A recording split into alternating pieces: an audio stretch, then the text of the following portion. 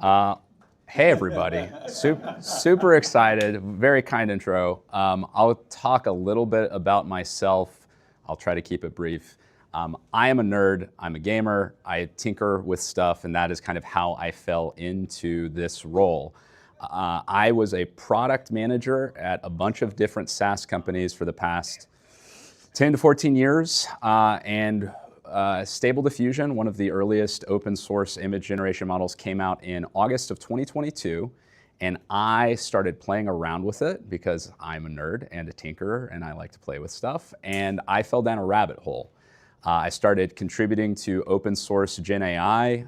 Invoke actually emerged from that open source project. We were one of the earliest Stable Diffusion interfaces, the first to build a canvas around it, and we got so popular that I ended up starting it as a business and we started scaling that out. Games, one of the earliest kind of inbound professional demands that we had seen. We started to see concept artists, really just everyone in gaming started adopting Gen AI really quickly.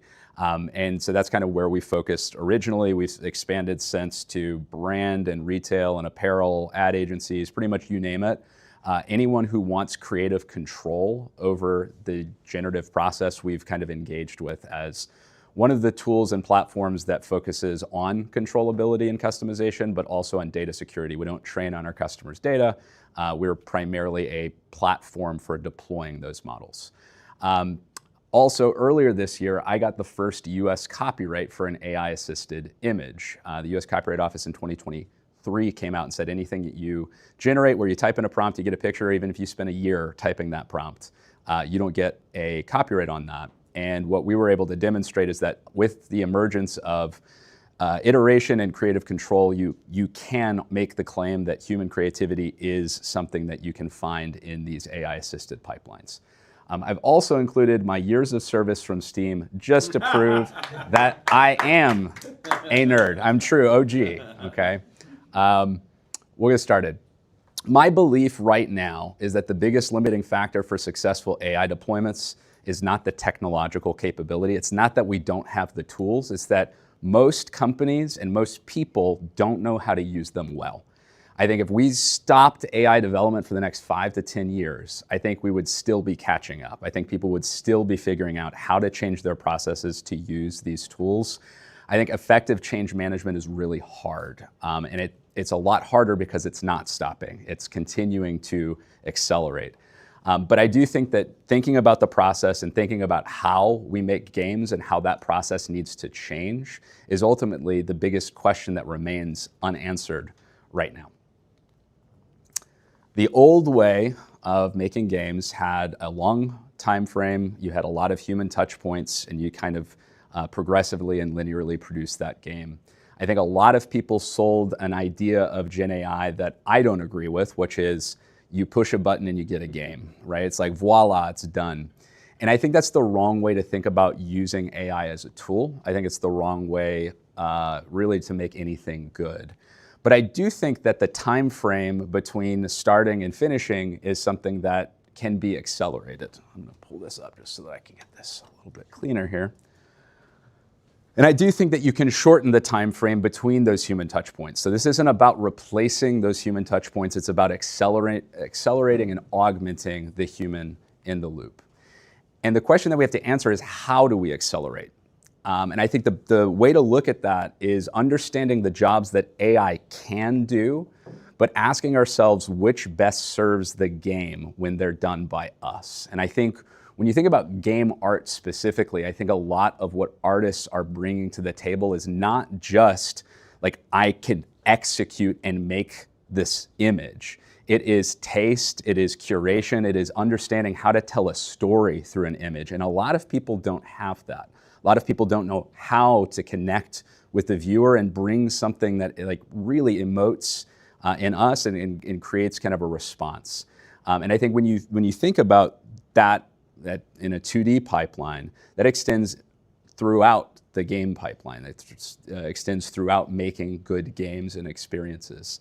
I think if you look at where we are today, every single aspect of making a game has some form or function been evaluating how can AI accelerate it. And I think a lot of these I've seen, 3D models, we were talking about that before we started, they're evolving and getting better. I've seen models for auto rigging get really good. Animation, I know the CEO at a company called Uthana, and they're doing text to animation pipelines and really honing to get high quality animations out of that. VFX, we're turning 2D images into videos. It's happening this year. This year is the year of AI video. We've already seen UI UX everything is being kind of, I would say, reimagined from start to finish. And I think overall, when you look at the pipeline for making a game, the wrong way to look at it is we've got the exact same process for how we used to make a game. We're just adding AI as a layer on top. When you really think about AI native pipelines, you have to look at the entirety in a holistic way and ask, how do we interweave these together using AI as a tool to streamline the entire process? How do we make the same types of games that we did quicker, but how do we make new experiences? And I think those are questions that are still being answered. When I think about AI, I think the question we ask a lot is, what has been done before? Because that is what AI does. AI does what has been done before. Now, it may be really powerful at remixing those concepts, right? It may be really strong at taking things that it's seen and allowing you to kind of fuse those together in a creative way. But ultimately, there's a limit to the creativity of an AI model because it's only been trained on prior data, right? It's been trained on the past. And we, when we're trying to create something new, are asking what's never been done before. How do we make that? And I think that's really a fundamental question when you're looking at the AI model of how do you get something that has never been done before from a model that has been trained only on stuff that's been done before. Now, I'm not here to say that you can't, and I'm not saying that you can't be creative with AI and create novel things, but I do think if you're looking at it as a tool, you have to figure out how to push it outside of that mediocre average boundary. These models, by definition, are mediocre, right? They are averaging machines. That's what they do. They take the entirety and they learn the average of what it means to be a tree, the average of the color red, the average of a cat, right? That's what these images are when you're producing images using image generation models. They're the average of the prompt that you've given it, right? All of those words, how do we represent that in a visual image? That's what the model has done. And when you're using these as a tool, you're trying to push it outside of that average mediocre pit that it will fall into. When we think about training models, we ask ourselves how we can use the things that we've done before, but extend those with new ideas to accelerate the creation of new experiences. And so I'm going to talk for a little bit about model training and what an AI model is. When I think of a model, at least in the image generation space, I think of it as a dictionary. It is an understanding of core concepts. It's an understanding of words and the visual meaning that's related to that or correlated to that. And when you think about what you're looking to use a model for, very often it is to get a very consistent character or get a consistent style, get a consistent set of objects, really just kind of tying together a unified tooling around concepts, right? You're trying to pull these concepts out, you're trying to use them as a tool. They are a taxonomy. When you use a base model that everyone else is using, you are pulling from the same exact dictionary that they're using. So that's going to start to look very similar. It's going to start to look homogeneous, right? And you see this pretty regularly if you're a long-time Stable Diffusion user or have been in the image generation space locally. You start to see the pattern of an AI machine. You start to see when people are just throwing prompts in and getting pictures out because you see the through line. You see all of the same things. You see characters standing in an awkward pose in the middle or center of an image. It doesn't look good. They've got weird claw-like fingers. Like there's a whole host of pattern matching that you can do when you're looking at these image generation models. But I think this is where you start. It is not where you find the value of these models. Where I tend to find that most creatives are finding their most useful tooling is when they take that model and fine tune it. Does anyone, a show of hands, does everyone know what fine tuning is? Do we know what that means? Okay, we've got a couple of hands. Fine tuning is training new things into the model. So let's say, for example, I'm making a game and I've got a character and his name's Bob, okay? And Bob is not just a normal plumber, he's a wizard plumber, okay? He's like a magic plumber. This concept has never been done before. Nobody's ever come up with Bob. But I have a really strong vision for what Bob looks like. If I go ask a generic model for Bob the plumber, Bob the magician plumber, it's gonna give me probably something that looks like a mashup between Harry Potter and Mario, right? It's like some fusion of plumber and magic. That's not really what I'm going for, that's not my vibe. When I fine tune a model, I can teach it what Bob the magic plumber looks like. I can say, this is what Bob looks like, okay? This is what he wears, this is how he appears, this is how he moves through the world. And when I prompt for Bob the magic plumber using a fine-tuned model, it is reflecting that understanding back to me because I have added a new concept into that dictionary. It knows what to do with that. This is what most people hope for when they think about training a model, is I'm gonna take a bunch of disorganized data on a Google Drive, I'm gonna throw it in this magic machine learning bucket, and now I've got a trained model and it's perfect and it makes great things. That is really the biggest problem for people who are trying to train models is data quality right now. I know some of the most successful IPs in the world, and you talk to them about how organized their assets and data, like what that looks like, and even the best companies in the world have some amount of a mess on their hands. It's just a really hard problem to think about data. And really, when you think about what you're using the data for when you're training a model, most data has not been organized or collected in such a way that it's immediately useful for that process. When you train a model, what you're trying to do is you're trying to show the model in varied contexts what good looks like. You're trying to say this specific desired result, our training goal is to create, let's say, a model of Bob the plumber. Well, if I only show one specific pose of Bob the plumber 20 times to a model, it's not gonna know what Bob's backside looks like, which is critical to the storyline, right? It's critical. And so we kind of have to show that 360 view. We have to show Bob in the jungle, in the desert, in the kitchen, fixing a pipe. Like, we have to show all of those varied contexts so that the model can really understand the pattern, which is this is how this character interacts in all of these different places and all of these different times. That's what we want to do when we're training a model, is give it examples of that. Most data that organizations have been creating has been organized not really well, but into categorical buckets of these are icons. Here are all the icons. But it's not in there with tags or related captions. That's it. All the stuff that you need to train a model is not in that data set. And that's really what you have to do in order to create a model. Is you got to take all of that data, figure out what the training goal is, and contextualize it. Show the AI model what each of these things is related to this training goal. But you're gonna do all of that on top of a foundation or base model. Most organizations are not looking at doing an entire pre-trained model. And pre-training means start from scratch, ML doesn't know anything, we're gonna teach it all the things in the entire world, millions and billions of images, and then we're gonna kind of get something useful. Most organizations are taking a pre-trained model and then building on top of it, taking its base understanding of core concepts like trees and cars and buildings and cities, and just tweaking that to make it aligned with their goals. There are a lot of base models in the image generation space, but also in other modalities. I'll talk through a couple in image generation. They're Stable Diffusion, SDXL, Flux. These are really common, popular open source models. There are also models that have been trained on licensed data, like Bria.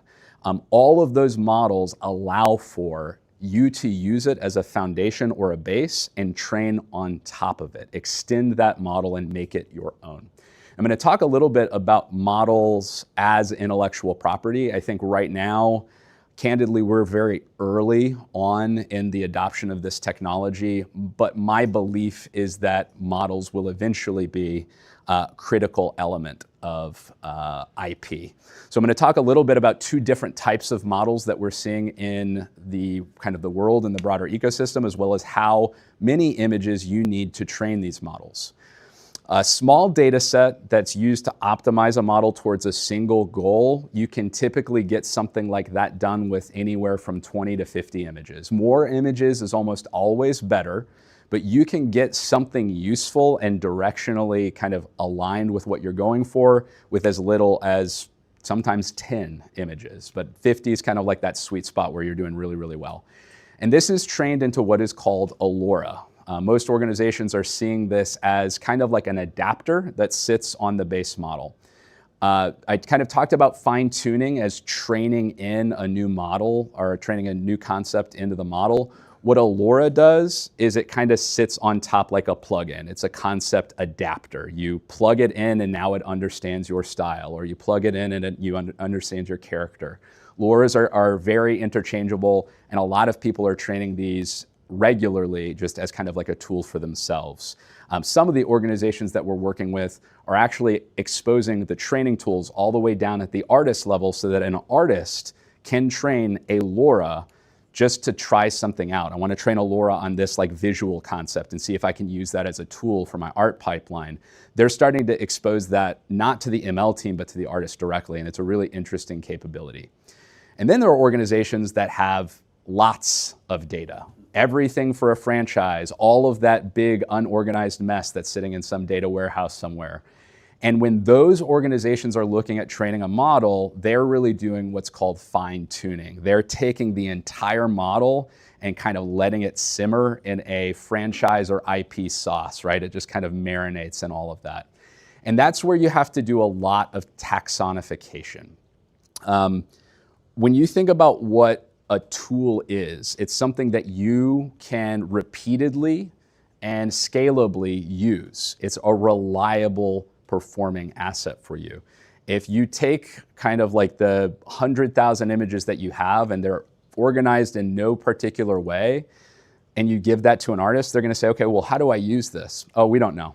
We don't know what words have been trained in the model. We don't know what the data set really looked like. We just threw it at the model. The artist isn't going to get anything useful out of it, which means you have to taxonify it. And that means you need to go through and create your dictionary. What are all the concepts we're training in? When we're asking for our style, how do we invoke that style? What's the specific name that we've used to describe it?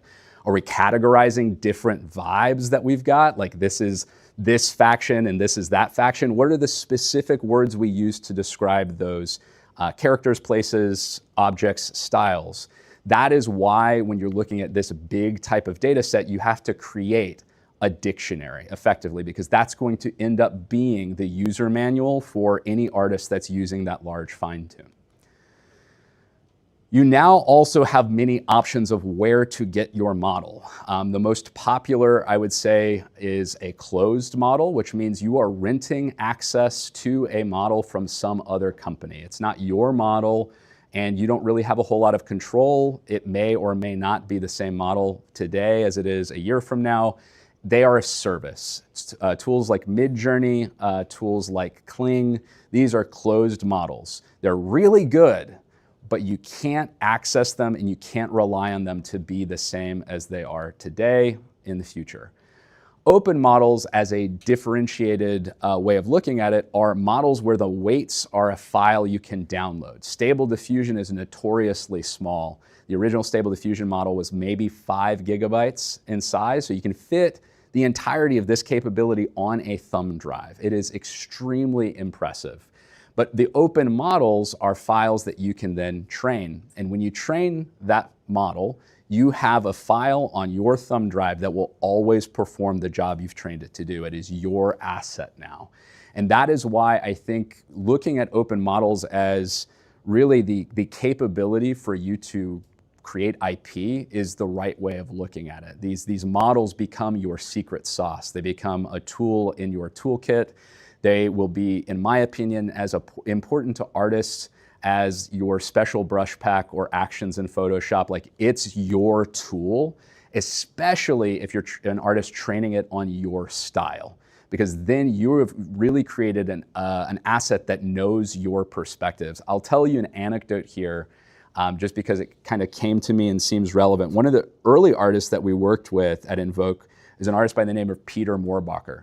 And Peter Moorbacher is very well-known artist, did a lot of Magic the Gathering, created one of my favorite blocks, Theros. He's like great artist. He has his own project called Angelarium, and he has a very specific style. It's kind of surreal. The big entities he creates, which he calls angels, are lithe, androgynous creatures. They're more beings than humans. And we trained a model on that art set. And what was really interesting was that the definition of man and the definition of woman blended together into one androgynous kind of synonym, because that's what his art style did. His art style redefined the definition of man and woman because of what we trained it to do. And that, I think, is just very interesting, almost philosophical way to look at the AI model. It can be a replication or a reflection of the artist's perspective, not just on visual language, but on our language itself. It's really powerful. When you think about sourcing models, I think the most important thing is to understand your development strategy. It is perfectly fine to use closed source models and not to develop IP.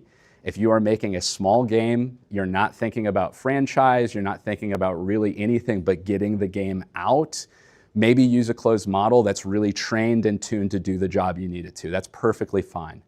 If you're a large AAA company and you're thinking about IP and you're thinking about making a game that you're going to be able to continue to come back to and build on top of as a franchise, almost all of them are thinking about the model as a core element of that generative pipeline as IP. And they're thinking about how to protect that. They're thinking about how to make sure it's safe. They're thinking about how to make it better over time as they make more games. There's a lot of stuff you can do that's really interesting with like reinforcement learning and preference optimization, but we're just at the beginning stages of organizations really using this stuff. But I think most of them are starting to see it as IP.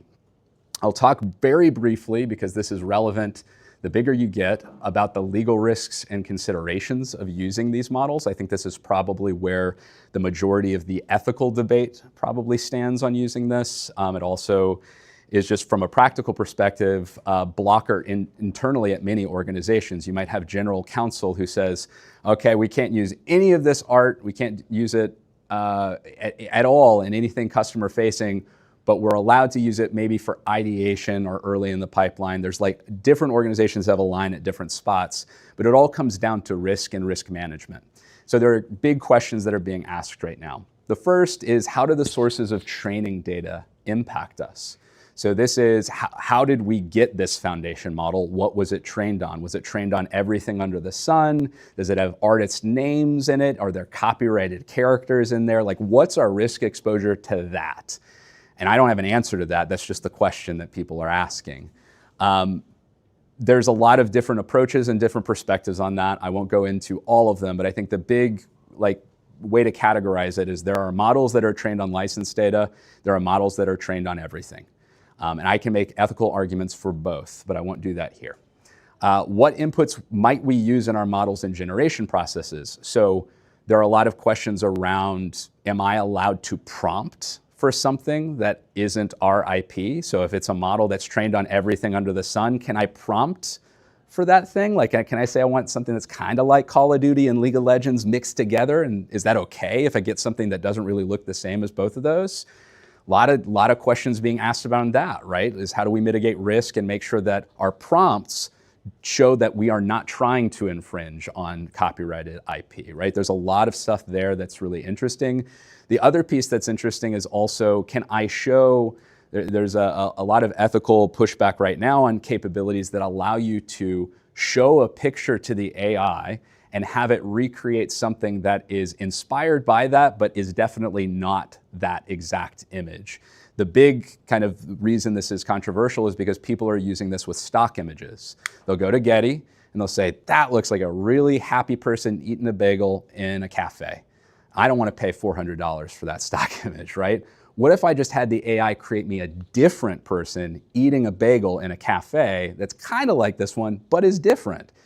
Can I use that? Well, that's where it starts to get a little bit ethically questionable. Like, where is the line of transformative use? What does that mean? Is that really copying? Is it a violation of copyright? Answer is probably not. But what is that? Is that just lame, or is that like illegal? Like, we don't know. There's a lot of gray area and a lack of clarity. The other side of this is, how do we protect what we create with Gen AI, right? And so one of the largest AAAs that we work with has a rule, and their rule is you are not allowed to use AI on anything that is high value IP. Characters. You cannot create a character using Gen AI. And why is that? And it's because characters are extremely valuable. If your like titular character is something that you created with AI, and it comes out that anything you create with AI, you don't get protection over. It's like, okay, well, we don't own Laura Croft anymore. It's like, oh no, that's terrible. That's really bad, right? And so there's a lot of open questions around that piece. Now, what we were able to demonstrate is that you can get a copyright on assets that come out of AI when you're doing it as part of an iterative process, when you're creating with it. There's also been many examples which have shown that if you draw a picture, or if you put like those initial elements that conform and constrain the structure and composition, that constitutes getting a copyright on the core idea. And then the AI is just helping you or assisting you with things that maybe don't matter as much to the character. And so a lot of the companies that we work with do have rules about, if you're doing this type of IP development, you need to have artists in the pipeline, you need to have artists doing the sketch or concepting, you need to really see that creative process, and that needs to come from kind of the human in the loop. There's a lot of other risks and considerations. Is my data being used to train someone else's model? How can I distribute these models to everyone and get them to use them without losing access to that IP or like having it exfiltrated? There's also like a lot of, especially in the more like super sensitive companies, people are worried about data exfiltration, which is, even if they don't get access to the model itself, could they prompt it enough that they can take enough assets out to train a competing model, right? There's like all kinds of weird cybersecurity stuff when it comes to AI IP, all of which we think about, but I don't have like specific questions or answers to that. But if you have questions, I can answer them at the end. This is the artwork I made that got the copyright in the US. It is a particularly strange piece. We got the copyright for this in January of this year. It took about 1.5 years to get the US Copyright Office to grant the copyright. And this was not the original piece that I submitted to the US Copyright Office. I would argue the one that I originally submitted is a little bit more pleasant to look at. They rejected it, arguing that any form of using an AI was like getting something commissioned by another artist. And even though I demonstrated a lot of like human in the loop, I drew pictures and kind of changed a bunch of stuff, it took that whole time to get them to admit that that all constituted creativity and that the AI served more as a tool rather than as this anthropomorphic artist I was going asking like stuff from. The process that we used to get the copyright was a multi-stage process. There's a lot of tools out there that have this function of in-painting, right? Which is, I want to edit this part of the image and make transformations. But our tool actually allows for a lot of really fine-tuned control over that, offers iterative refinement and a lot of creative decision-making in that process. And so we were able to show that after 35 different edits and manipulations, things that I drew in, things that I added, things that weren't there before, that does constitute human selection, arrangement, and coordination, which then kind of gave us that copyright. The way that we're seeing this roll out in people's pipelines and how people are actually deploying this in practice, I would say fall into 3 big buckets. Now this is, anytime you simplify things into 3 big buckets, there's some nuance that is lost. So I'm not going to argue that this is like exactly the same across every company that's doing it. But the way that I think about it is, we might use AI for ideation. And that is, I have an idea. Show me what that might look like. Like, here's the idea, I put it as a prompt. Give me some ideas back. Like, show me what that might look like. Give me some kind of assets to work with. I'm gonna make it myself, right? I'm using it almost as a reference, a mood board. I'm riffing with AIs to get ideas, but I'm not really using it in my process of actually making the work. It's not showing up in the final asset. That is, I would say, very broad adoption right now. A lot of people are using AI for ideation. They feel good about using it for ideas. They feel good about not using it in their work. A lot of people are using it for ideation. Augmentation is, I have an idea. Let me show you what that might look like. I'm going to give you a sketch, or I'm going to give you a 3D blockout. I'm going to actually get my hands dirty and show you what I want. And I'm going to really like fight you and wrangle control over the AI, the levers and knobs. And that is where you work with the AI to make something real. That is augmentation. I would say there is less adoption of this than ideation right now for a couple of reasons. A, there are a lot of artists who don't know how to use the tools this way. There's a lot of like learning that needs to be done in order to get that level of control and feel like I'm able to iterate in a way that it actually is responding to what I want. This partly comes back to, having a model that is speaking your language. When you talk to an artist, many times what they say is, I have something up here, and when I translate that to words, the model doesn't understand what I really mean. My words are insufficient to communicate my vision, and that's where you're fighting language. Your definition of that visual element is different than the model's. But when you train the model, what you're doing is you're aligning its language with your own. You're speaking the same language as the model, and it becomes more of a tool for you. The other aspect is the actual mechanisms of communicating control and showing it. Here's a sketch, here's a 3D blockout, and how do I manipulate the model to get what I want? That's another friction point for adoption of this type of practice.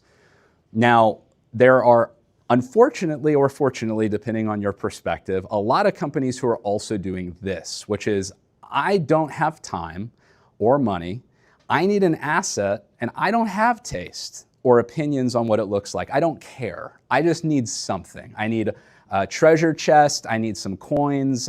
I don't have a style. I need it right now. Make it for me, right? And that looks very much in practice like this, except you make it for me at the end, right? I have an idea.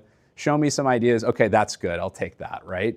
And what I tend to find is that many people who are succeeding with this were already playing at the low end of the market, right? They were already playing the game of let's churn out content, let's churn out low effort games, let's just print as many things as we can to make money, right? And this is a really valuable tool in that pipeline because it does exactly what you've already been doing, which is just not caring and trying to ship stuff.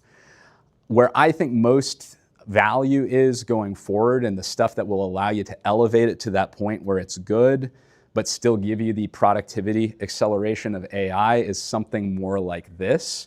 I think the tools we have today will look nothing like those that we have in 5 years. But I think this is more of where it's going is I have an interface, I have some way of communicating my intent with a model. It's multimodal. I can show it stuff, I can draw, I can 3D, sketch, whatever it is. But it's working with me as a companion to make that real. And I think that is where the most exciting developments are right now. Why I don't think replacement works as a long-term strategy.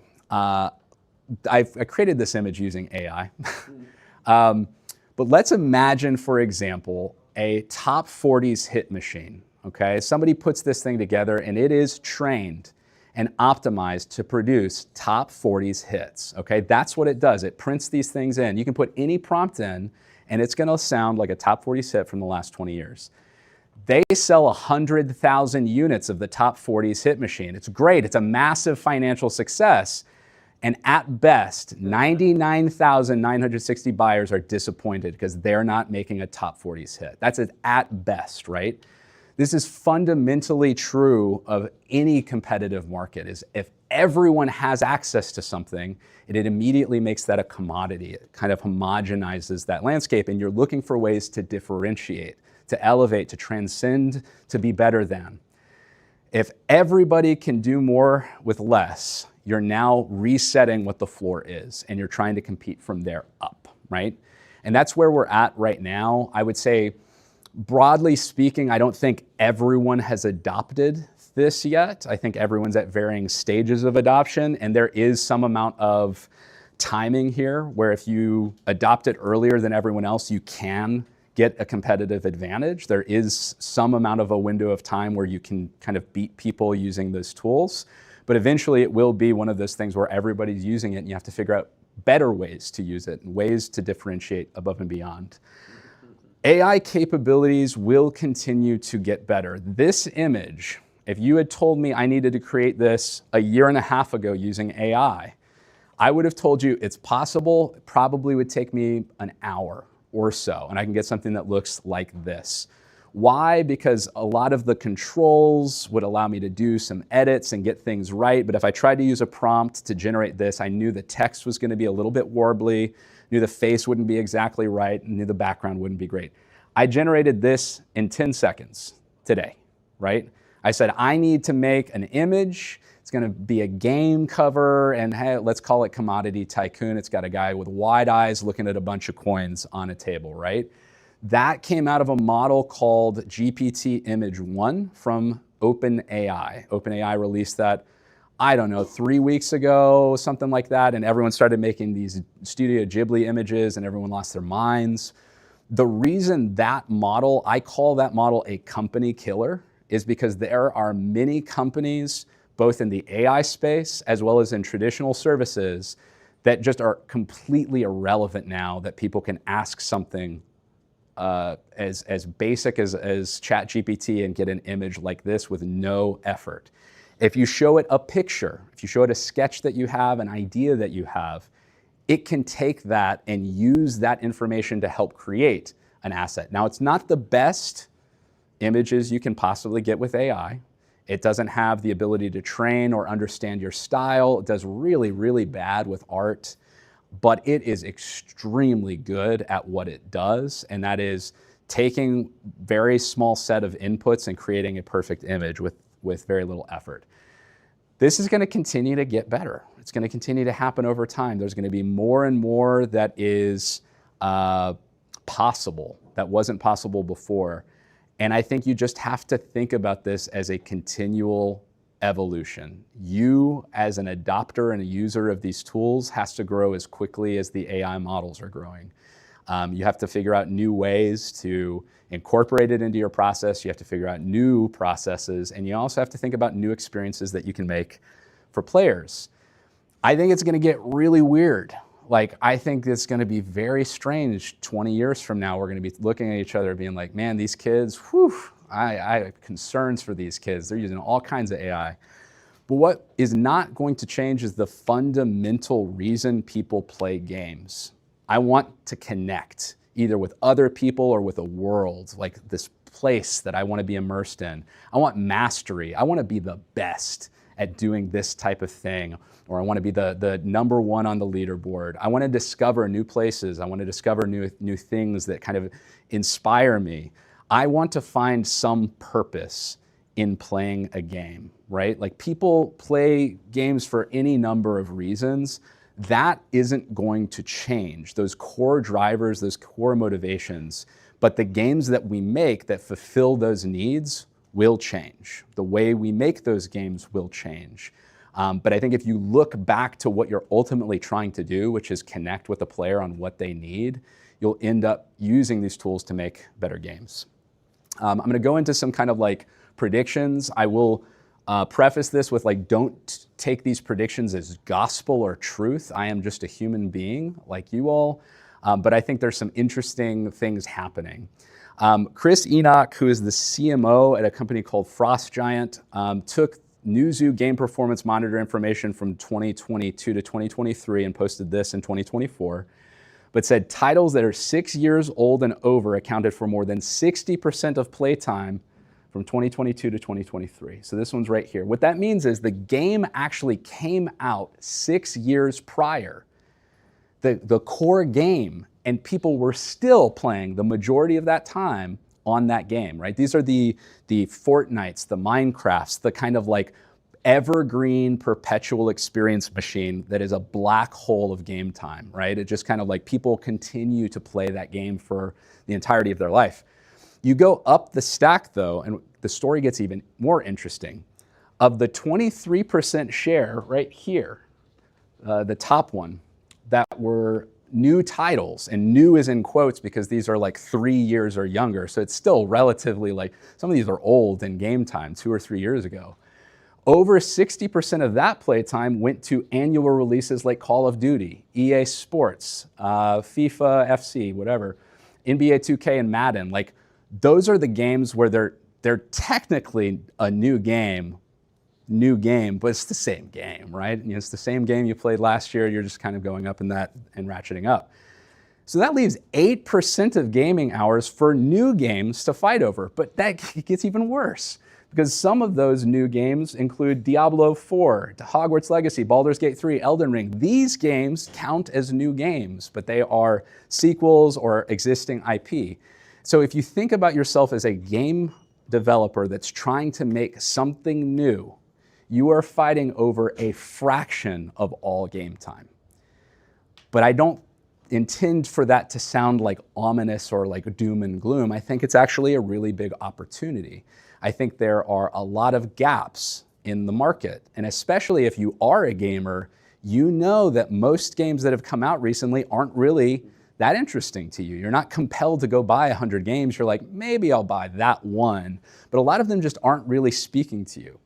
And I think that new is underserved. I think that we have this problem in the gaming industry where everyone has gone to massive budgets for really, really big projects, and you're not really getting those kind of like interesting ideas that serve like a smaller niche market. I don't think those are getting funded as well.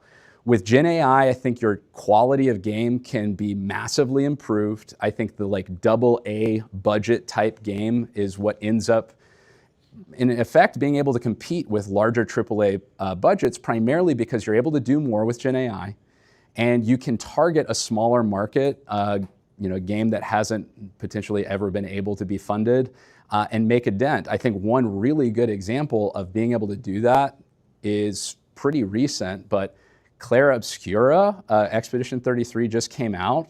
What a game, like what a game. It's such a magnificent achievement because it was done by 30 people, right? It's like a small team. They were able to build something that you can tell they cared about. They had a vision. It is weird. It's different. It's not the normal gameplay. It's like JRPG mixed with Dark Souls. It's like very odd, but it's such a great game, and they're seeing massive success because they hit an underserved market. They hit some kind of like chord with gamers, and I think they're seeing massive response from critics, but I think there's a lot of opportunity there.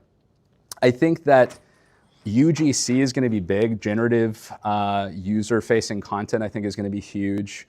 I think generative capabilities will be put in players' hands with an asterisk, that will be structured. It's not just gonna be like, go generate your own game. It's gonna be some form of like on the rails generative experience. The way that I like to describe that is something like an AI roguelike, where it's like every time I play, it's a quick little hit of some kind of new experience, but I'm kind of like getting a small game time coming in, getting something new and playing that over and over and over and over again. That dynamic component, because it's small, focused, and structured, allows you to kind of give the long-term game experience to the user.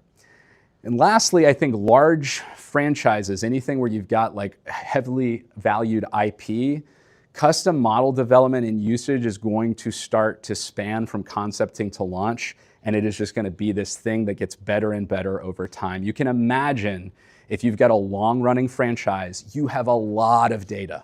This model can really understand your world, your style, the characters. It can understand the IP in a way that it really no generative model that's generic could really do.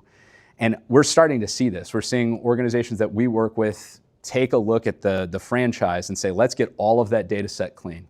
Let's go and get it all organized. Let's create the taxonomy. Let's figure out how we can take that and create a model that makes every future game better. And that model is going to continue to get better over time. The model itself will probably interchange, right? You'll get a new foundation model or a new architecture, but the data set itself, that clean taxonified data set, the way of using AI, that is going to be a generative through line of these franchises. So those are a couple of predictions. I think my advice, make good games, right? Like, just make good games. If you make good games, people will play those good games. Look at AI as a tool. Don't look at it as a way to replace, and commodify gaming, but look at it as a way to empower the teams that make these experiences. I think inevitably the structure of teams is going to change, right? You're going to have a different composition of skill sets, and you're going to have different people in the loop. The team size might be smaller, but ultimately I think you still need all of those same core skill sets. You need artists, you need people who understand good game design, you need like the creatives in the room to make something good. And AI can be a really powerful tool for those people. So that is where I will conclude the presentation portion of this. And depending on how much time we have, I think we've got like a few moments for questions. Sure. And please repeat the question. I will repeat the question for the camera. Now that I can only use your website too now, and I love you mentioned Berea because it's like one of the only ethically. I'm just very interested in like open to totally different vein. So I come from a film production background, but I work in technology now in AI. So can you just talk to a little more about the film and TV side of your business specifically, what y'all are doing here in Atlanta? Yeah, sure. So, most of the people that are using our tool for film are doing it's like the VFX houses. They're using it primarily for like matte painting and compositing. So the compositing teams will use AI to create assets that then get brought into something like Nuke or something else where they're kind of using it as part of that overall storytelling. I think the industries are really all changing, especially across film because of video production. And I think video has, over the last year and a half, it's kind of been this like weird hallucinatory, it's kind of strange. A model came out about 2 weeks ago, maybe 2.5, called Kling 2.0. Really, really, really good model. For the large companies, they will not touch that. And that is because the Kling model is training on everything you send to it. It is like just this black hole. It's a Chinese model, and they don't have any US-based hosting. So it's all going to a model that's effectively just kind of like consuming it all. We've seen VO2 as like a video companion. It's really good. It's not quite as good as Kling, but it's really strong, and it's like, owned and run in the US. And there's no training on that data if you get like one of the enterprise agreements. So that one's a really good option. I don't know if that answers your question. How do I feel about Gen 4? I think Gen 4 is okay. It's interesting. They've got some most of the video players are trying to figure out what are the tools of control that we can give to a creator. The biggest challenges that people want to have solved are consistency. So from shot to shot, how do I have the same character actually represented? And camera controls. I want to control the shot, right? And I tend to think that most film, when it's produced by AI, is going to start with an image. I think you're going to composite the right initial image and maybe even use a start and end frame and say this is how I want the story to progress, interpolate those, right? And so the video models become an interpolation engine for kind of telling the story. I think most of these models are just going to continue to get better. I think you're going to have video models of all shapes and sizes and sorts. The real question is going to be, which give me the most control? Which give me the control that is useful for me, and is it fit into my pipeline and workflow? Can I easily access it? I think Adobe Premiere has done a really interesting job of integrating AI into the editor. You can just generative extend a clip and stuff like that, and I think that's a really native place for that. But yeah, I mean, it's just moving a mile a minute. I have another question offline. I'll ask you some other time. Sounds good. Sounds good. Good. First of all, I just want to say, Layer Obscure is going to be the best video game this year. I'm a Legend of Dragoon fan. Okay, yeah, me too. I had the big PlayStation, it was 4 discs or something like that for Legend of Dragoon, right? Yeah. I love it so much.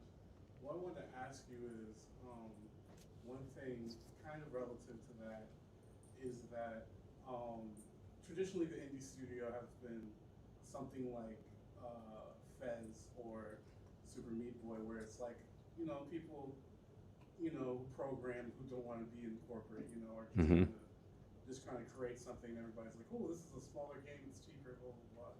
But now we're getting people who are coming from like mass layoffs, like, corporate level talent who are like the best at doing like very specific things or creating studios. Yep. And so do you think that it would be kind of harder for newer studios to adapt to that? And do you think AI would be able to assist them or with competing with like people who would ZBrush for 12 hours a day at NetherRealm or whatever for like 10 years? I'm going to summarize this question and make sure that I got all the parts and pieces. I think the gist of it is, can indie studios who have previously been kind of like the onesie twosie anti-corporate, like I want to go make it my vision of my game, can those people compete with the indie studios that are now getting formed from mass layoffs, from the people who are leaving these massive studios and want to come kind of like into that indie market and serve those smaller games? Is that somewhere right? And can AI help those people compete? I think the answer is yes. I mean, it obviously you're going up against heavyweights. If you're taking some of the best talent in the world and taking like 10 or 12 of those people and putting them in a room and saying, go make a game, they're gonna make something really interesting, right?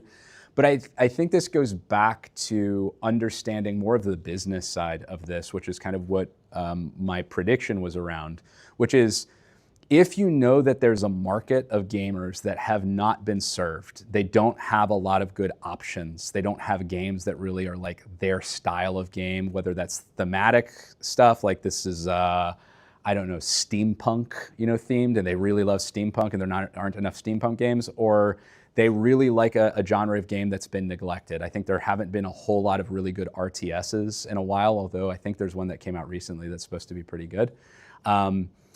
If you find that niche, you can serve that well and you can compete because you're the only one serving that niche, right? You're the only one focusing on them as a gamer. Very often what I find, and this is true not just of games, but product development overall, if you focus on a game you want to play, you are very likely to make something that won't sell. If you focus on games that your customers want to play, if you focus on a customer and what they want, you can make a game that will sell if you know that there's enough people like that you're making the game for, right? You've got to focus on the gamer that you're selling to, not yourself. And you got to, the best version of that is you find yourself in a community of gamers and you make games for yourself and them, right? But like you really always need to make sure that you're focusing on that market that you're trying to serve. Would you say that artists that fail to embrace AI are in danger of falling behind others that do, or in danger of being phased out? Oh man, this goes back to the quote that just makes me want to punch people. Anytime I hear AI is not going to replace you, but someone using AI will, like I just like, oh, okay. I think it's complicated. I do think that AI is a competency. I think it's a skill, and I think that if you're not using it, you don't even know what's happening right now. You don't know how it's changing, because like the tools that we have today are very different from 2 years ago, right? And so if somebody came in and started playing with Stable Diffusion in 2022 and then put it down, they would be in a completely different landscape today. They would barely understand what we're doing now, right? Because so much has changed. Like the processes are changing daily, which means two things. An artist might be able to jump in a few months from now and be at a level playing field because some new tool just came out, right? Like ChatGPT's 4.0 model, or the GPT Image 1, it's so vastly different and easy to use than anything else that came before it, that somebody who's using that might just be fine, right? They might not be that far behind. But I do think, generally speaking, it's a really good idea to be familiar with it and understand how it can be used in the process. I don't necessarily think that artists who don't use it will fail, but I do think that it will be harder for them to compete. And the reason for this, one of my favorite quotes, we worked with a video game studio. And the first time we were kicking off, I got in front of the art team and I talked to all of the concept artists and I said, look, I want to have like an open conversation. You guys can be as mean to me as you want. I want to have a real dialogue. And one of the guys, very vocal, very outspoken, was basically like, I have a lot of issues about AI, man. And I said, cool, let's talk about them. So we talked through them. We had a lot of philosophical conversations. I said, look, just try it and try to understand how you might control it, how you might see this as a tool. That artist became one of our biggest champions, one of the most vocal supporters of what we do. And my favorite quote was, I was able to get something done that would have normally taken me a week or a week and a half done in 4 hours. And I felt like I had control. I felt like it was done in my style. I know I could have painted that, but I didn't have to. And that enabled him to make the argument to do a whole host of additional assets for the game that made the game better, because he's like, look, I can get it all done this week. Like we're not gonna be behind if I go make bespoke character art for every single one of these characters. We will not be behind it. We'll actually have a better game. But he was able to do that by demonstrating that he was able to get that asset done in a few hours, right? And so I do think that that's the mindset that you have to approach it with. It's not making the same game in half the time. It's making a better game, right? In the same amount of time, because you're reinvesting that time somewhere else. You're making better games because you're not just looking at it as cost reduction. You're saying, what could we do that would make the game better with that time saved? And I think when you think about it that way, the artist who refuses to use these tools is competing with someone who can make a better game because they're investing all of that time back in. It's not that they're just saying, I'm going to make the exact same game I was going to. They're taking all that time and trying to make it better. And I think that's where this augmented mindset, where you've got creatives and you have artists who really understand how to use this as a tool, I think they will be able to beat the majority of the market who's not doing either of those things, either not using AI or not investing it in the same way and just trying to replace teammates. Does that answer your question? Okay, cool. Any other questions? Do we have like one more? One last question. What do you mean by taxonomy and the dictionary? Is it just making a glossary and saying this means that? Yeah, in a way. So the question is, what do I mean by a taxonomy? When you think about the model as a tool, you need to think about language, right? When you're building a model, you're trying to teach it words that you can invoke that will do a certain thing. Like, I'm gonna teach it Bob the plumber. I'm gonna teach it what our style is. But all of that is done by teaching it words. Bob the plumber is like a phrase that it learns. And so if that's how we've invoked it, if that's how we've trained it, I can't ask for that plumber guy that we have in the game. I have to ask for Bob the plumber because I taught it Bob the plumber means this.